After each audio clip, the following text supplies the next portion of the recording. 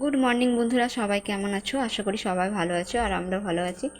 আর আমি ঘুম থেকে উঠে গেছি। দেখো আমার বাড়ির পেছন দিকে 3টি পেঁপে গাছ আছে। সবার শেষেরটা দেখা যাচ্ছে না বন্ধুরা, সেটি একটু ছোট গাছ।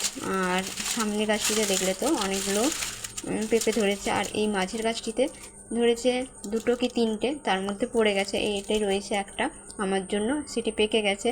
আর কি সুন্দর লাগছে দেখো বন্ধুরা, পাকা পেঁপে খেতে কার কার ভালো লাগে অবশ্যই জানিও। দেখো কত সুন্দর লাগছে বন্ধুরা। আর এরই মধ্যে স্নান করে রেডি হয়ে গেছি বন্ধুরা, পুজো করবো বলে। এরই মধ্যে তার পাপুর ফোন এসে গেছে, আর সেই সময় ফাঁকা পেয়ে গেছে আমার ছেলে, বদমাশি শুরু করে দিয়েছে। ফুলগুলো তুলে নিয়ে ঠাকুর ঘরে চলে আসলাম পুজো করব বলে। ঠাকুরের বাসনগুলো মেজে নিয়েছি, পুজোটাও সেরে ফেলেছি। সেটা দেখালাম না বন্ধুরা, কারণ ব্লগটি অনেক বড় হয়ে যাবে, তাই অল্প অল্প করে তোমাদের কাছে তুলে ধরলাম। এই যে পুজো সেরে ফেলেছি বন্ধুরা। এরই মধ্যে এক হরেক মাল নিয়ে চলে এসছে একটা কাকু, তার কাছ থেকে একটা সুন্দর দেখে একটা আমি র্যাক কিনে নিয়েছি।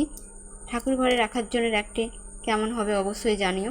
এই ঠাকুরের জিনিসপত্র রাখবো, কেমন হয়েছে অবশ্যই জানিও। আর তারপর কোমর বেঁধে লেগে পড়েছি দুপুরে রান্না বান্না করতে। এই যে রান্না বান্না চলছে, দুপুরে রান্না বান্না। ভাত চাপিয়ে দিয়েছি, আর এদিকে হচ্ছে ডাল। এই যে ডাল এখনও ফুটেনি, ডালটা সবে মাত্র ছেড়েছি। এই যে আজকে দুপুরে রান্না বান্না যেহেতু মাংস হবে, তাই আর অন্য রকম কিছু রান্না করলাম না। এই যে এই দিয়ে আজকে দুপুরের খাওয়া দাওয়া। এই যে অরিত্রকে খেতে দিয়েছি বন্ধুরা। কেমন হয়েছে ব্লগটি অবশ্যই জানিও। টাটা বাই বাই, সবাই ভালো থেকো, সুস্থ থেকো।